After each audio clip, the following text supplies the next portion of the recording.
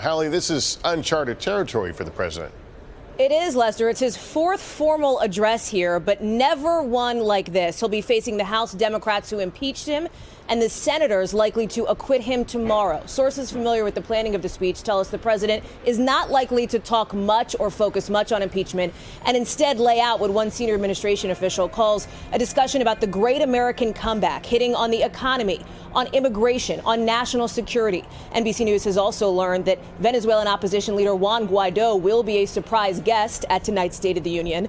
The president himself is downplaying expectations, promising what he calls extraordinarily low-key comments rather than a victory lap ahead of tomorrow's final vote on those impeachment proceedings. All eyes now on red state Democrats to see if some of them may break ranks and vote to acquit President Trump. Hey, NBC News fans, thanks for checking out our YouTube channel. Subscribe by clicking on that button down here and click on any of the videos over here to watch the latest interviews, show highlights, and digital exclusives.